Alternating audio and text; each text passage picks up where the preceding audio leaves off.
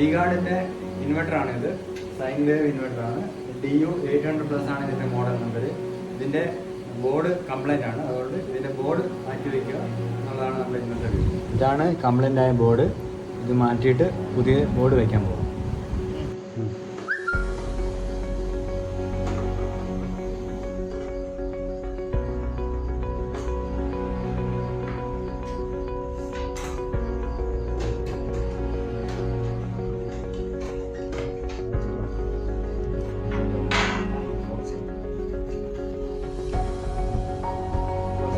Board മാറ്റി വയ്ക്കുമ്പോൾ നമ്മൾ ആദ്യം ശ്രദ്ധിക്കേണ്ടത് ഈ പിന്നുകളുണ്ട്. ഈ പിന്നുകളെല്ലാം വളരെ ശ്രദ്ധയോടുകൂടി വരണം. അതായത് ഇതാണ് ഈ പിന്ന്, നമ്മുടെ ഈ UPSന്റെ ഈ സ്വിച്ചിൻ്റെ ഇവിടെ നിന്ന് വരുന്ന പിന്നാണ്. അതുപോലെ അത് റിമൂവ് ചെയ്ത്. പിന്നെ അടുത്തതെന്ന് പറഞ്ഞാൽ ഈ പിന്നാണ്. ഈ പിന്ന് നമ്മുടെ ഡിസ്പ്ലേയുടെ അവിടെ നിന്ന് വരുന്ന പിന്നാണ്. അത് ഊരുക. പിന്നെ ഈ പിന്നാണ്. ഈ പിന്ന് നമ്മളിവിടെ ഈ നേരെ ഓൺ ഓഫ് സ്വിച്ചിൻ്റെ അവിടെ നിന്ന് വരുന്ന പ്ലഗാണ്. പിന്നാണ്. അത് ഊരുക. പിന്നെന്ന് പറഞ്ഞാൽ 12 വോൾട്ട് ട്രാൻസ്ഫോമറിൻ്റെ അവിടെ നിന്ന് വരുന്ന 12 വോൾട്ടാണ്. അത് ഊരുക. അതിനുശേഷം ഇവിടെ കിട്ടുന്നുണ്ട്, അതും ഊരുക. അതും ഇവിടെ ഫാൻ്റെ അവിടെ നിന്ന് വരുന്നതാണ്. പിന്നെ ഈ 4 വയറുകൾ വരുന്ന മെയിൻ ഇൻപുട്ട് ഔട്ട്പുട്ട് ഉണ്ട്, അത് ഊരുക. ഇത്ര ഊരിയതിന് ശേഷം പിന്നെ നമ്മൾ ഇത് ട്രാൻസ്ഫോമറിൻ്റെ പോസിറ്റീവ് നെഗറ്റീവ് ആണ്. ഇത് പോസിറ്റീവ്, ഇത് നെഗറ്റീവ്. അതും കണക്ഷൻ ഊരി വിടുക. അതിനുശേഷം ഇത് രണ്ടും എന്താണെന്ന് പറഞ്ഞാൽ ഇത് ട്രാൻസ്ഫോമറിൻ്റെ സ്റ്റാർട്ടിങ് വൈൻഡിങ്ങും ഇത് എൻഡിങ് വൈൻഡിങ്ങും. ഇത്രയാണ് നമ്മുടെ ബോർഡിൽ നിന്ന് ഊരിയെടുക്കാൻ നമുക്ക്. ഇതാണ് ബാറ്ററിയുടെ പോസിറ്റീവ്, ഇത് റിമൂവ് ചെയ്യുക. ഇത് ബാറ്ററിയുടെ നെഗറ്റീവ്, ഇത് ഇവിടുന്ന് റിമൂവ് ചെയ്യുക.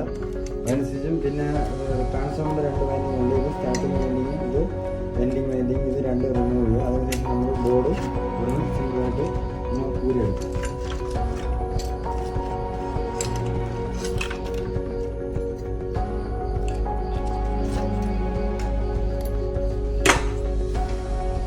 ഈ ബോർഡിൻ്റെ പഴയ ബോർഡാണ്. ഇതിൻ്റെ കംപ്ലയിൻറ്റ് എന്താണെന്ന് വെച്ചാൽ ഇതിൻ്റെ PCB ബോർഡ് കംപ്ലയിൻ്റ് ആണ്. അത് കാരണം ഇതിൻ്റെ ഡ്രൈവർ ട്രാൻസ്ഫോമറും കംപ്ലയിൻ്റ് ആയി.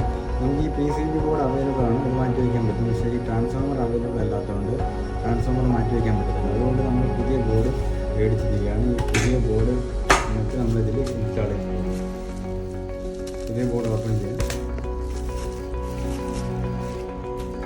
ഇതാണ് പുതിയ ബോർഡ് V-Guardന്റെ.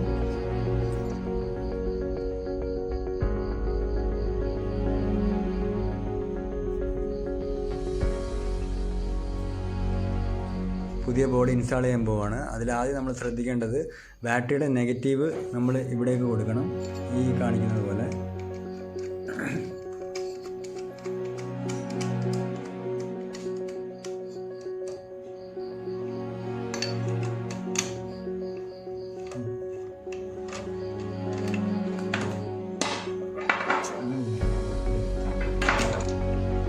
ഈ ബാറ്ററിയിലെ നെഗറ്റീവ് നമ്മൾ നല്ല കണക്ക് ടൈറ്റ് ചെയ്യുക, ഒരു കാരണവശാലും ലൂസാകാൻ പാടില്ല. ഇതാണ് ബാറ്ററിയുടെ പോസിറ്റീവ്, ഇത് ഇവിടെ കണക്ട് ചെയ്യും.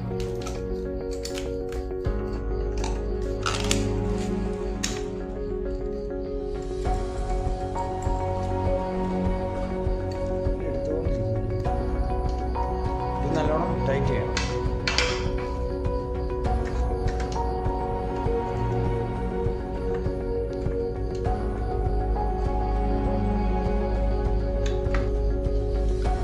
ട്രാൻസ്ഫോമറിൻ്റെ സ്റ്റാർട്ടിങ് വൈൻഡിങ്, ഇത് ഇവിടെ കണക്ട് ചെയ്യുക.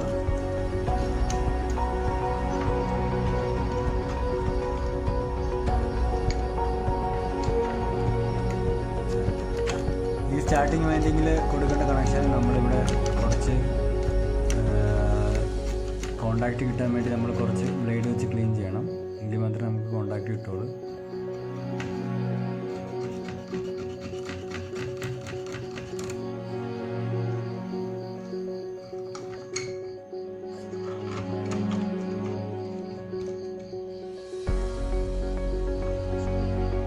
ഇതാണ് ട്രാൻസ്ഫോമറിൻ്റെ എൻഡിങ് വൈൻഡിങ്, ഇത് ഇവിടെ കണക്ട് ചെയ്യും.